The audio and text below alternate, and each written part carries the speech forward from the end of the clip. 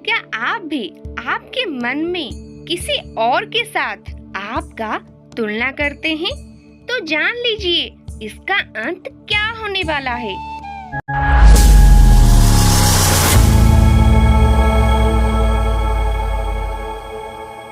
नमस्कार दोस्तों, चैनल दिव्य सृष्टि पर एक नई वीडियो के साथ आप सभी का स्वागत है। आशा करती हूँ आप सब बहुत बढ़िया होंगे और स्वस्थ भी होंगे। जी हाँ दोस्तों, आप आपका तुलना किसी और व्यक्ति से कभी ना करें, क्योंकि आप हमेशा ये याद रखना कि सूर्य और चंद्रमा इन दोनों का अपना अपना महत्व है और इसीलिए इन दोनों की एक दूसरे से कभी तुलना की नहीं जा सकती है, क्योंकि दोनों में से जिसका जब समय आता है वो तभी चमकता है। तो चलिए दोस्तों, आज इस बात के ऊपर एक शिक्षाप्रद कहानी सुनते हैं। दोस्तों, जिस कहानी से आप जान पाएंगे कि अपनी तुलना किसी और व्यक्ति के साथ करने से उसका परिणाम क्या होता है। जी हाँ दोस्तों, इस बात का परिणाम आपको अवश्य पता होनी चाहिए कि खुद का तुलना किसी और व्यक्ति के साथ करने से आपको क्या मिलता है। तो दोस्तों, चलिए बिना देर किए उस शिक्षाप्रद कहानी से जानते हैं। दोस्तों, एक जंगल में एक काला कौवा रहता था और वो अपने काले रंग से बहुत परेशान था। इसीलिए वो काला कौवा एक महात्मा जी के पास चला जाता है और उनसे कहता है कि महात्मा जी, मैंने सुना है कि आप किसी का भी रूप परिवर्तित कर सकते हैं। महात्मा जी, मैं अपने इस काले रूप से बहुत परेशान हूँ। मुझे अपना ये रूप बदलना है। इसीलिए मैं आपसे ये चाहता हूँ कि आप मेरे इस काले रूप को बदल दीजिए।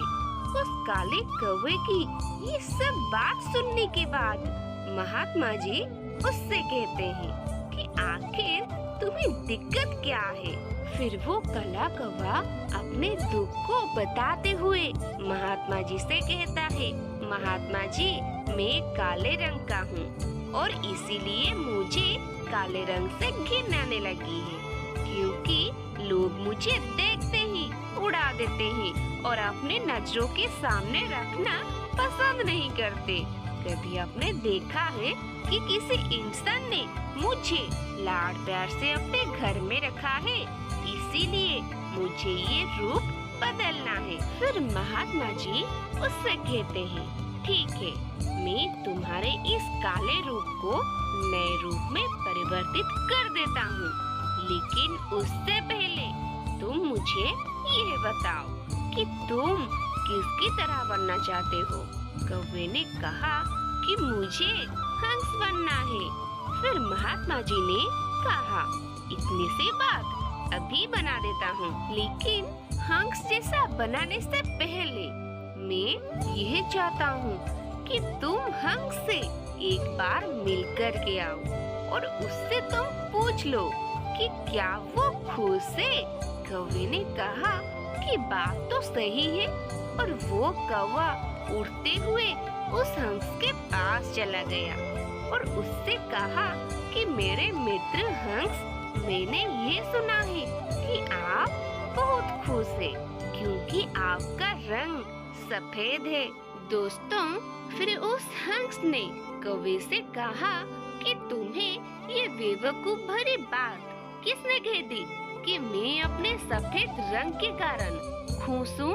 मैं अपने सफेद रंग के कारण बिल्कुल भी खुश नहीं हूँ और ये सफेद रंग ही मेरे दुखों का कारण है। हंस की ये बात सुनने के बाद कौवे ने हंस से कहा कि भला सफेद रंग से किसी को क्या दिक्कत हो सकती है, क्योंकि सफेद रंग तो कितना प्यारा है और मुझे सफेद रंग तो बहुत पसंद है। फिर हंस कौवे से कहता है कि तुमने देखा है, जब कोई व्यक्ति मरता है तो उसकी अर्थी उठाई जाती है और उसकी अर्थी पर सफेद कलर की चादर ढकी जाती है। ये कोई रंग है सफेद, इसीलिए मैं इस सफेद रंग से बहुत परेशान हूँ। इसीलिए अगर मुझे कभी अपना रूप बदलने का मौका मिल जाए तो मैं अपने रूप को अवश्य बदल दूंगा। फिर उस कौवे ने उस हंस से कहा, अरे वाह, आप भी अपना रूप बदलना चाहते हैं तो आप मेरे साथ चलिए एक महात्मा जी के पास जो किसी के भी रूप को परिवर्तित कर सकते हैं। लेकिन वैसे आप बनना क्या चाहते हैं? फिर उस हंस ने कौवे से कहा कि मैं तोता बनना चाहता हूँ, क्योंकि तोते के लाल रंग की चोंच है और बाकी का शरीर हरे रंग का है, इसीलिए मैं तोता बनना चाहता हूँ। फिर वो दोनों उड़ करके उन महात्मा जी के पास चले गए और उनसे कहा कि हम दोनों को तोते जैसा बना दीजिए। महात्मा जी ने उन दोनों से कहा कि तोते जैसा बनने से पहले एक तोते से मिल कर के आओ और उससे पूछो कि क्या वो हरे और लाल रंग के वजह से खुश है। फिर वो दोनों उड़ करके एक तोते के पास चले गए। पहले तो वो तोता उनको मिला ही नहीं, क्योंकि उस जगह पर बहुत ज्यादा हरियाली थी और उसमें हरे रंग का तोता ढूंढना उनके लिए बहुत मुश्किल हो गया था। बड़ी मुश्किल से एक तोता उनको मिल गया। फिर वो दोनों उस तोते की बहुत तारीफ करने लगे कि तुम बहुत अच्छे हो, क्योंकि तुम्हारे पास तो दो दो रंग है, इसीलिए तुम तो बहुत खुश रहते होंगे और बहुत लोग तुम्हारी प्रशंसा भी करते हैं। उन दोनों की ये सब बातें सुनने के बाद तोते ने उन दोनों से कहा कि मैं खुश रहता हूँ और ये हरा रंग कोई खुश रहने की बात है, क्योंकि इतनी हरियाली में बड़ी मुश्किल से आपको मिल पाया हूँ। इसीलिए ये हरा रंग देखो मुझे कितनी दिक्कत देता है और मैं कोई खुश वैस नहीं रहता हूँ, क्योंकि मेरे इस रूप के कारण ही लोग मुझे पकड़ करके अपने घर में ले जाते हैं और पिंजरों में कैद कर लेते हैं और फिर मुझसे बहुत सारी बातें बुलवाते हैं। मैं तो बहुत परेशान हो गया हूँ, क्योंकि मेरे इस रूप के कारण लोगों ने तो मुझे अपने मनोरंजन का साधन बना लिया। अगर मुझे कभी भी मौका मिले तो मैं अपना रूप बदल लूंगा।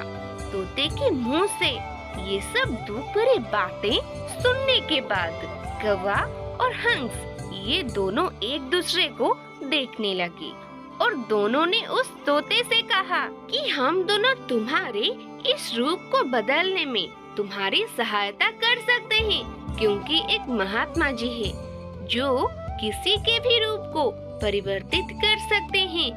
दोस्तों, फिर उन तीनों ने उड़ करके उन महात्मा जी के पास चले गए और तीनों ने महात्मा जी से कहा कि हमें मोर जैसा बना दीजिए। दोस्तों, फिर महात्मा जी ने उन तीनों से कहते हैं कि ठीक है, मैं तुम तीनों को मोर जैसा बना सकता हूँ, लेकिन उससे पहले तुम तीनों एक मोर के पास जाकर के मिल लो और उससे पूछ तो लो कि क्या वो खुश है।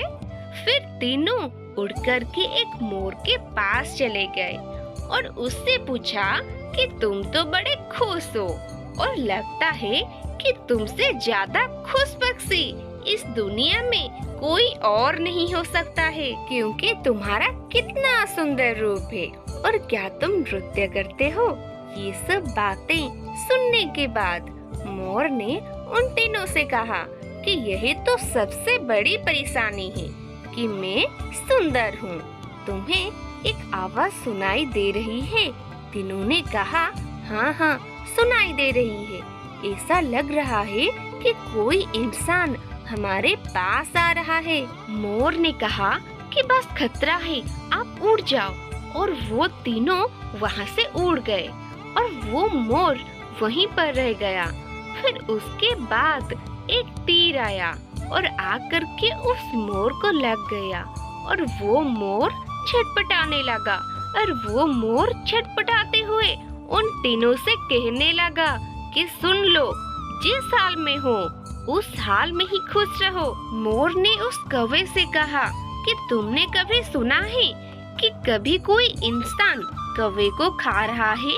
इंसान मोर के बच्चों को खा लेता है, लेकिन कौवे को कभी नहीं खाता है। इसीलिए तुम सुरक्षित हो, क्योंकि तुमसे किसी को मतलब नहीं है और तुम अपने हाल में खुश हो। लेकिन दिक्कत ये है कि तुम अपनी तुलना दूसरों से करने लगते हो और तुम दुखी हो जाते हो। दोस्तों, ये कहानी इन पक्षियों की नहीं है, बल्कि आपकी और हमारी है। हम जिस हाल में हैं, उस हाल में हमें खुश रहना सीख लेना चाहिए। अगर हम अपनी तुलना किसी और से करते रहेंगे तो इस तुलना का कोई अंत नहीं होता है, क्योंकि तुलना हमारे सुखों का अंत करने लगती है। तो दोस्तों, आज की इस शिक्षाप्रद कहानी आपको कैसे लगी, ये हमें नीचे दिए गए कमेंट बॉक्स में कमेंट करके अवश्य बताइए। साथ ही इस कहानी को अपने दोस्तों और घर परिवार वालों के साथ अवश्य शेयर कीजिए और ऐसे ही शिक्षाप्रद कहानियाँ सुनने के लिए हमारे चैनल दिव्य सृष्टि को सब्सक्राइब करें। साथ ही बेल आइकन को प्रेस करें ताकि अगली वीडियो की नोटिफिकेशन सबसे पहले आप तक पहुँचे।